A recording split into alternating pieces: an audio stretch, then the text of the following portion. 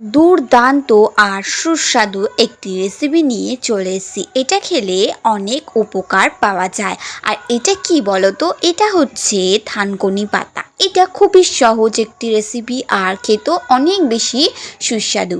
প্রথমে এখানে থানকুনি পাতা আর আমি নিয়ে নিয়েছি দুটো কাঁচা লঙ্কা। দেখতেই পাচ্ছ এখানে থানকুনি পাতা আর কাঁচা লঙ্কাটা মা কি সুন্দর করে এখানে বেটে নিল। বেটে একটি পাত্রের মধ্যে তুলে দিচ্ছে আর এখানে একটি কড়াইয়ের মধ্যে গরম তেল হতে দিয়ে তার ওপরে দিয়ে দিল রসুন কুচি।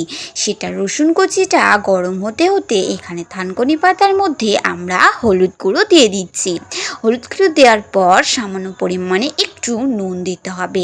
নুন দিয়ে এটাকে জল দিয়ে বেশ কিছুক্ষণ এরকমভাবে নাড়াচাড়া করে সম্পূর্ণ জিনিসটা এরকম মাখিয়ে নিতে হবে। তারপর এই কড়াইয়ের মধ্যে ছেড়ে দিচ্ছি, দেখতে পাচ্ছ। তারপর এটা কি করি দেখো, বেশ কিছুক্ষণ নাড়াচাড়া করার পর আমরা একটি পাত্রের মধ্যে তুলে নিয়েছি, কারণ এটা কমপ্লিট হয়ে গেছে। আর এটা তোমরা যদি বাড়িতে বানিয়ে খাও অনেক উপকার পাবে, আর সাথে এই জিনিসটা খেতেও অনেক বেশি সুস্বাদুও হয়। তাই তোমরা বাড়িতে অবশ্যই ট্রাই করো। আর কেমন হয়েছে এই ভিডিওটা অবশ্যই আমাকে জানিও। লাইক, কমেন্ট, সাবস্ক্রাইব করতে ভুলো না।